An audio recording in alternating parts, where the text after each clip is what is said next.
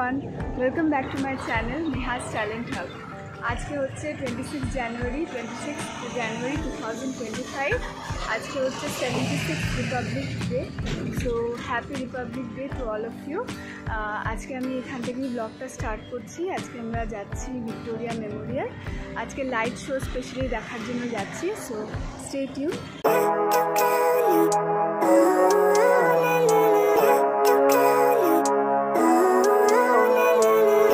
Living life, every day, late at night, not okay.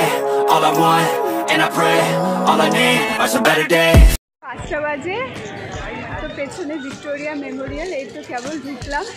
5টার সময় last হচ্ছে ticket কাউন্টারের timing. তো আমরা মোটামুটি টাইমে পৌঁছে টিকিট কেটে ঢুকলাম। জাস্ট একটু দেখবো। 5টা থেকে 6টার মধ্যে বন্ধ হয়ে যায় ভিক্টোরিয়া। লাইট শোটা 6:30 থেকে স্টার্ট হবে, সেটা আলাদা একটা গেট আছে। তো সেই গেট দিয়ে আমরা ঢুকে তোমাদের দেখাবো। ততক্ষণ একটু ঘুরবো এখানে ভিক্টোরিয়াতে 5টা থেকে 6টা। Victoria Memorial is one of the most attractive and largest monuments of Kolkata, which shows the history of this city. It was built between 1906 and 1921.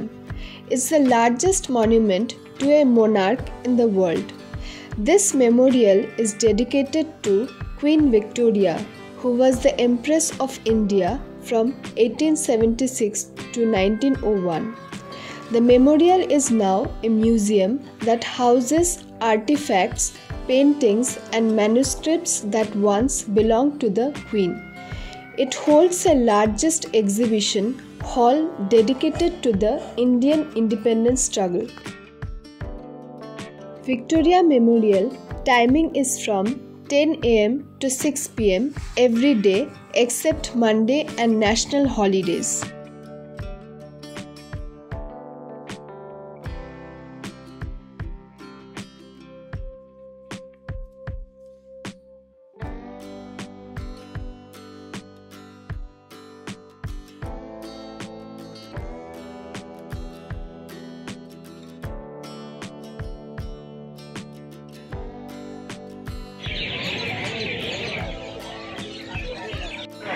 এখন প্রায় 5:30 বাজে। ভিক্টোরিয়া পেছনে ব্রাইট দেখাচ্ছে, খুব সুন্দর দেখাচ্ছে, ভালো লাগছে। আর একদিন তো এসে আমরা ঘুরে চলে গেছিলাম। আজকে ভাগ্যিস এসেছি, আজকে 26 জানুয়ারি। The Sony Lumiere or 3D light and sound show starts from 6:30 p.m. onwards, Tuesday to Sunday, Monday closed. Show is available in 3 languages: Bengali, Hindi and English. Tuesday, Friday, Sunday in Bengali, Wednesday in English, Thursday and Saturday in Hindi. Location: Eastgate Victoria Memorial Hall, nearest metro station Robindra Sadan Moidan, and car parking is near Exide Crossing. এখন আমরা light show দেখতে ঢুকছি। Ticket counter থেকে ticket নিলাম 100 টাকা করে per head. তো এই যে দেখো ভিক্টোরিয়া পেছনে।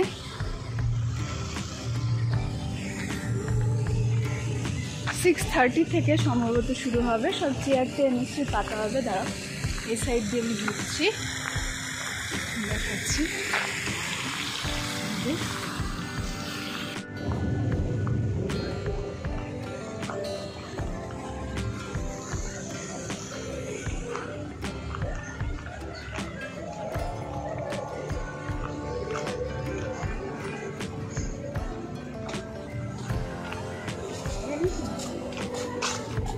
অনেক কটা চেয়ার পাতা আছে কিন্তু দূরে হয়ে গেছে।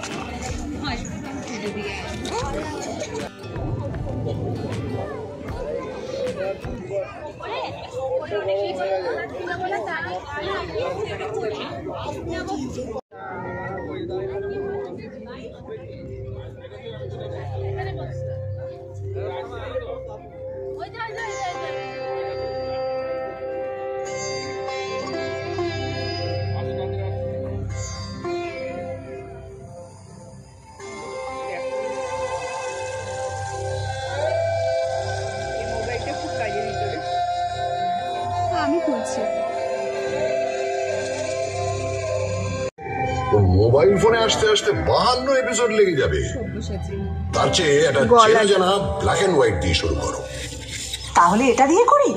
একটা গাড়ি সা করে বেরিয়ে এলো 38-2 এলগিন রোডের বাড়ি থেকে 1941 সালের 16ই জানুয়ারি রাত্রে, এবং সোজা ঢুকে পড়ল বাঙালির আত্মার ভেতর। না না না না না, নেতাজি সুভাষচন্দ্র বসু তার আগেই কলকাতার আত্মায় ছিলেন। উনি তো 1930-এ কলকাতার মেয়র হয়েছিলেন। কংগ্রেসের প্রেসিডেন্ট হয়ে তিনি ভারতেরও আত্মায়। তবে ব্রিটিশদের চোখে এক মন ধুলো দিয়ে ওই মহা নিষ্ক্রমণ, 3-4 রকম ছদ্মবেশ, একেবারে থ্রিলার। তার উপরে আক্ষরিক অর্থেই তিনি মৃত্যুহীন। আর পেলে পেলে কলকাতায় ছিলেন না? কিংবা লিওনেল মেসি? ফুটবল নিয়ে আর কি মারবে না বলে দিলাম। 1911 সাল আইএফএ শিল্ডের ফাইনালে 2-1 গোলে মোহনবাগান হারিয়ে দিল সাহেব টিম ইস্ট ইয়র্কশায়ার রেজিমেন্টকে। ভাবা যায়, পরাধীন দেশে ইংরেজ টিমকে হারাচ্ছে একটা দল যার সকলে ভারতীয়। কলকাতার ইতিহাসে জল করছে সেই দিনটা। ওই সালেই কিন্তু ভারতের রাজধানী সরিয়ে নিয়ে যাওয়া হচ্ছে দিল্লিতে। তার আগে 139 বছর ধরে আমিই ছিলাম রাজধানী। ব্রিটিশ ভারতের মোস্ট ইম্পর্টেন্ট শহর। আরে তাতে লজ্জার কি? এ তো গর্বের ব্যাপার। কলকাতায় তখন স্বাধীনতা আন্দোলনের এমন ঝাঁজ ব্রিটিশরা সইতে পারছিল না। তাই 1905-এ ঠিক করলো বাংলাকে দুভাগ করে দেওয়া হোক।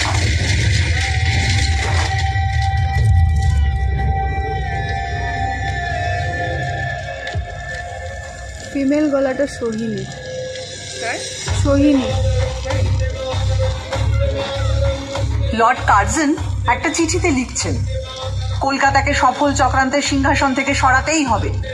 আরে সুরেন্দ্রনাথ ব্যানার্জির নেতৃত্বে এখানেই তো তৈরি হয়েছিল জাতীয়তাবাদী ইন্ডিয়ান অ্যাসোসিয়েশন, তারপরে এখানেই হয়েছিল অল ইন্ডিয়া ন্যাশনাল কনফারেন্স, আর সেই থেকেই তো কংগ্রেস। সাধে কি ব্রিটিশরা সুরেন্দ্রনাথকে বলতো সারেন্ডার নট? বঙ্গভঙ্গ তো করেই উঠতে পারলো না সাহেবরা প্রতিবাদের চোটে। হ্যাঁ, আর বছর 6 পরে রেগে মেগে রাজধানীটাই বদলে দিল। এতেই তো প্রমাণিত হয় তুমি একটা সাংঘাতিক জাগ্রত শহর, প্রতিবাদের শহর। তোমাকে তো লোকে সিটি অফ জয়ও বলে। ব্রিটিশদের সময় তোমাকে বলা হতো the second city of British empire, মানে লন্ডনের পরেই। সে তো পয়সার জন্যে।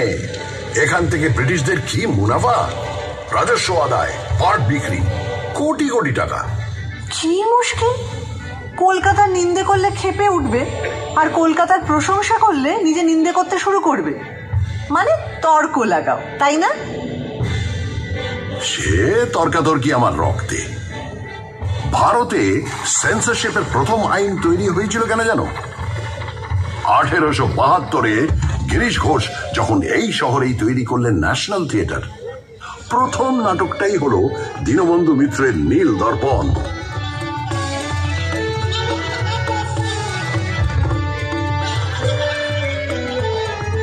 বছর 3 বাদে যখন এই দল সারা ভারত ট্যুর করছে, লখনৌতে নাটকটা হচ্ছে। যে সিনটায় ভারতীয় রায়ত এসে অত্যাচারী নীলকর সাহেবকে মারছে, তা দেখে দর্শকের মধ্যে থাকা ব্রিটিশ সৈন্যরা স্টেজে উঠে সব লন্ডভন্ড করে দিল। তারপরের বছর প্রিন্স অফ ওয়েলস কলকাতায় এসেছিলেন, তাকে অভ্যর্থনা করা নিয়ে ব্যঙ্গ নাটক।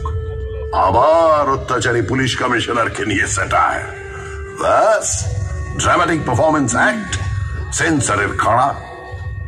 মোটেই নয়, সব লিভার খারাপ নয়।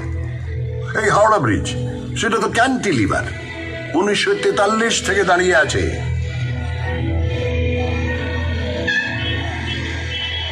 তা বটে, রোজ লাখ লাখ গাড়ি ঘোড়া, মানুষ, কত কিছুই যাচ্ছে, অথচ এতটুকু টস খায় না। এদিকে নাকি গোটা ব্রিজে একটা স্ক্রু নেই। ওই জন্যেই যাদের মাথার স্ক্রু ঢিলে তারা প্রায় হাওড়া ব্রিজের মাথায় চড়ে বসে। ওখান থেকে ভিউটা ইমাজিন করতে পারছো? আরে বাবা, আমি পারবো না। বছরের পর বছর ভিক্টোরিয়া মেমোরিয়ালের টঙে ডানা মেলে ঠাঁই দাঁড়িয়ে কলকাতার মানুষের প্রেম দেখেছি, খুনসুটি দেখেছি। এদিকে তাকালে একাডেমি অফ ফাইন আর্টসের এক্সপেরিমেন্টাল পেন্টিং, ওদিকে তাকালে রেস কোর্সের ঘোর ধরে টাকা ওড়ানো, আবার অন্যদিকে ক্লাবে ক্লাবে কোট প্যান্ট পরা কলকাতায় বাবুদের ইংরেজি আনা। ভিউজ আর নিউজ শেখাচ্ছ আমাকে? তোর নারী নক্ষত্র চিনি, বুঝলে? শুধু চেনো না, ছোঁয়াচ লেগে তুমি আমারই মতো। কখনো হাওয়া দিলে বাই বাই করে ঘোরো, আর কখনো গাঁটের ব্যথায় ঘুরতেই ভুলে যাও।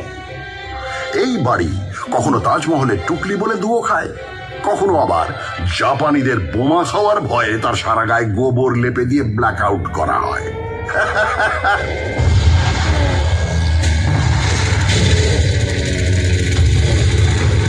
1942 তৈরি হওয়া আইপিটি, ইন্ডিয়ান পিপলস থিয়েটার অ্যাসোসিয়েশন, ছিল বামপন্থী শিল্পীদের সংগঠন, যা থেকে কলকাতায় কত মণিমুক্ত জন্ম হয়েছে তার ইয়ত্তা নেই।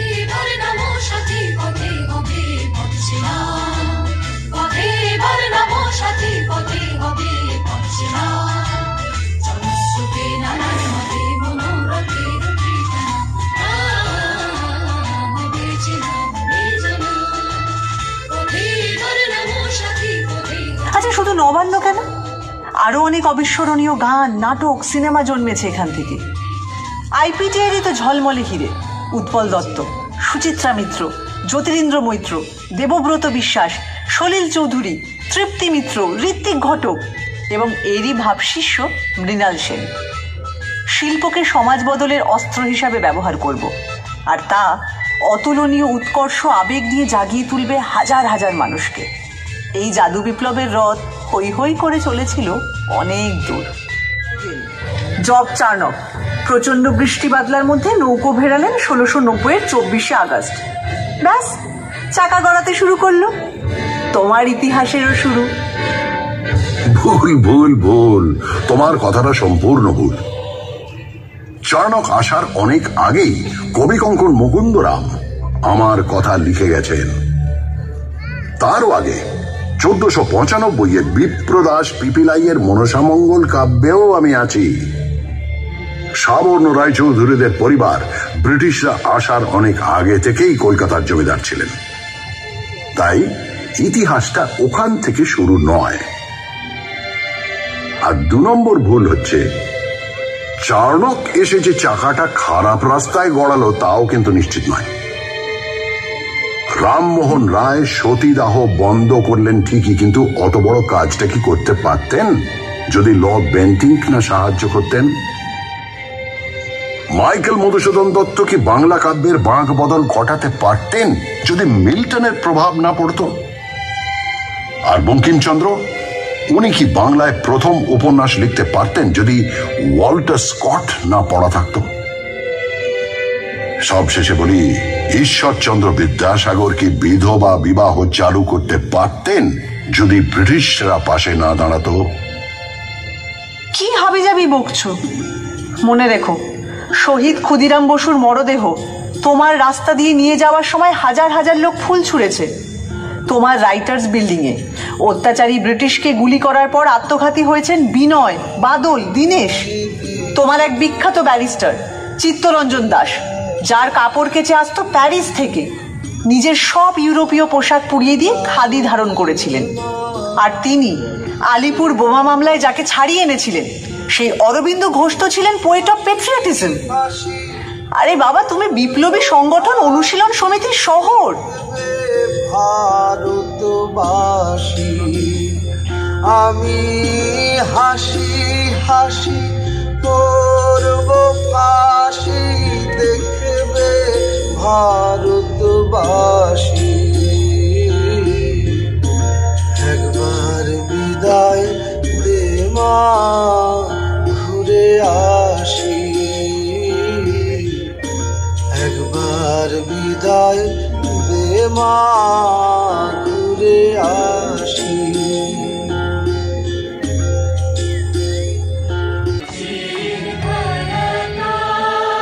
আরে রবীন্দ্রনাথ ঠাকুরকেও কম সইতে হয়নি। তার লেখা সব নাকি আবছা, আর তিনি শান্তিনিকেতন স্থাপন করেছেন হাবিজাবি উদ্দেশ্য নিয়ে। কিন্তু তার নোবেল প্রাইজ এখনো আমার অহংকারের প্রথম পংক্তি।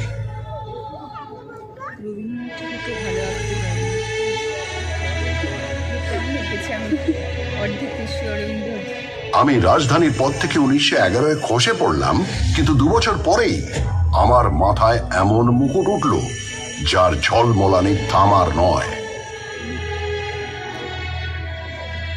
নোবেল কমিটি বলল রবীন্দ্রনাথ ঠাকুরকে প্রাইজ দেওয়া হচ্ছে because of his profoundly sensitive, fresh and beautiful verse.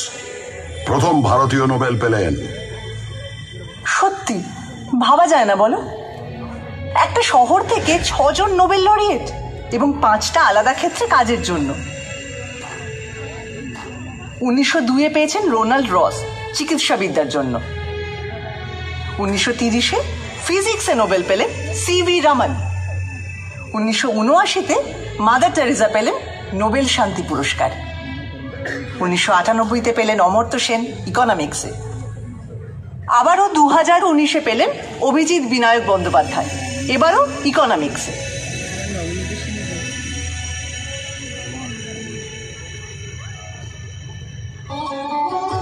আরে বাবা, নোবেল পাওয়াই তো আর শেষ কথা নয়। নোবেল পাননি তো কি হয়েছে? আমার আকাশে জ্বলজ্বল করছেন বিজ্ঞানী জগদীশ চন্দ্র বসু, যিনি উদ্ভিদ বিদ্যা থেকে রেডিও আবিষ্কার অব্দি ছড়িয়ে দিয়েছেন নিজের প্রতিভা। আচার্য প্রফুল্ল চন্দ্র রায়, যিনি প্রথম ইউরোপীয় মানুষ যার সম্মানে ইংল্যান্ডের রয়্যাল কেমিক্যাল সোসাইটি তৈরি করেছে কেমিক্যাল ল্যান্ডমার্ক ফলক। তারপর বলি প্রফেসর সত্যেন্দ্রনাথ বসু, যিনি বোস আইনস্টাইন স্ট্যাটিস্টিক্সের পুরোধা, যার নামে বোসন কণা। এখানেই শেষ নয়, আরো আছে শ্রী প্রশান্ত চন্দ্র মহলানবিশ, যিনি ভারতীয় স্ট্যাটিস্টিক্স চর্চার জনক, প্ল্যানিং কমিশনের অসামান্য কারিগর, যার জন্মদিন এখন ন্যাশনাল স্ট্যাটিস্টিক্স। পরিবারের কথা বলতে গেলেই তো হাঁপিয়ে পড়ব। এরা বোধহয় এক একটা লোকের মধ্যে 10টা করে জিনিয়াস ভরে দিত। যেমন দ্বিজেন্দ্রনাথ ঠাকুর, তিনি সংস্কৃত থেকে বাংলায় মেঘদূত অনুবাদ করছেন, বাংলায় দর্শন তত্ত্বের বই লিখছেন, আবার বাংলা শর্ট হ্যান্ড উদ্ভাবন করছেন, এমনকি বাক্স বানানো নিয়েও বই লিখছেন। সত্যেন্দ্রনাথ ঠাকুর, তিনি শুধু প্রথম ভারতীয় আইসিএসই নন, ওই যুগে তাঁর বউকে বিলেত নিয়ে গেলেন। এবার বলি জ্যোতিরিন্দ্রনাথ ঠাকুরের কথা। তিনি একাধারে সুরকার, চিত্রকর, নাট্যকার, পরিচালক, এমনকি অভিনেতাও। দেবেন্দ্রনাথ ঠাকুর, তিনি তো 3 ঘন্টায় গড়গড়িয়ে ডিকটেশন দিয়ে লিখে ফেললেন ব্রাহ্ম ধর্মের বই। গগনেন্দ্রনাথ অসামান্য চিত্রকর, কার্টুনও আঁকছেন, ছবিতে কিউবিস্ট ভাবও আনছেন। আর অবনীন্দ্রনাথ ঠাকুর, তার আঁকা ছবি আর লেখা গল্প, এই 2 বাংলা সংস্কৃতির বিস্ময়।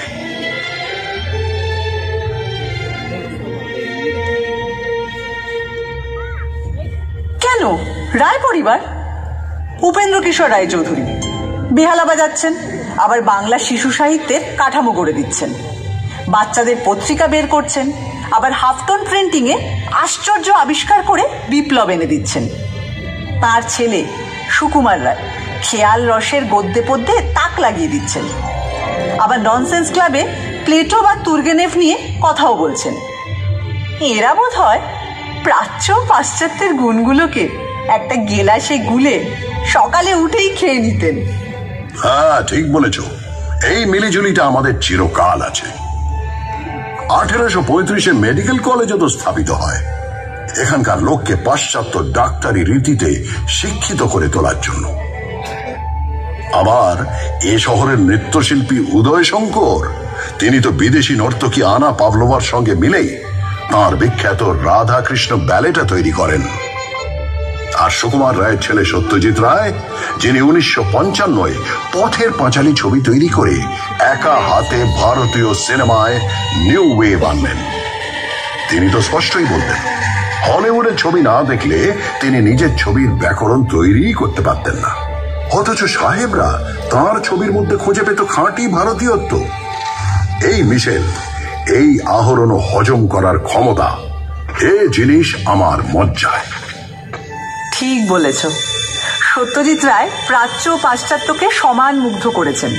আর এই জন্যই 1992 সালে তিনি পেলেন লাইফ টাইম অ্যাচিভমেন্ট অস্কার পুরস্কার।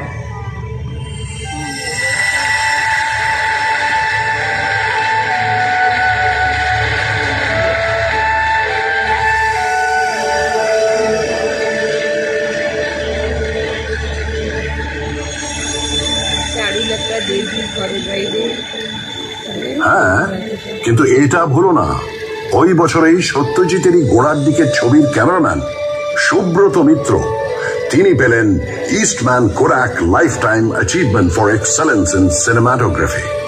অদ্ভুত, সুব্রত মিত্র পৃথিবীর এক সেরা ক্যামেরাম্যান, কিন্তু তার নামটা সেভাবে প্রচারই পেল না।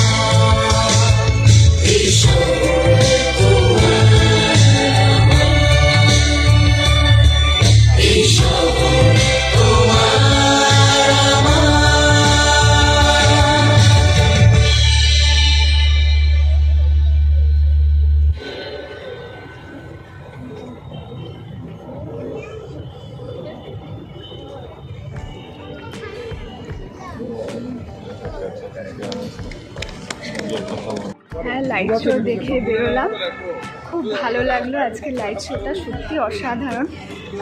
মানে এতদিন পরে ভিক্টোরিয়া এসে যতবারই এসেছি কোনোবারই লাইট শো দেখা হয়নি, আজকে ফার্স্ট টাইম দেখলাম। মা কেমন লাগলো? হ্যাঁ, অসাধারণ লাগলো, খুব ভালো লাগলো আজকে। তো হ্যাপি রিপাবলিক ডে। হ্যাঁ, আর আমরা ব্লগটা এখানেই শেষ করছি। সো তোমাদের যদি ভালো লাগে ব্লগটা তাহলে নিশ্চয়ই লাইক করো, সাবস্ক্রাইব করো আমার চ্যানেলটাকে। আর আজকের জন্য প্রচুর শেয়ার করো। হ্যাঁ, প্রচুর শেয়ার করো। আজকের জন্য এইটুকুই। Stay safe, stay happy.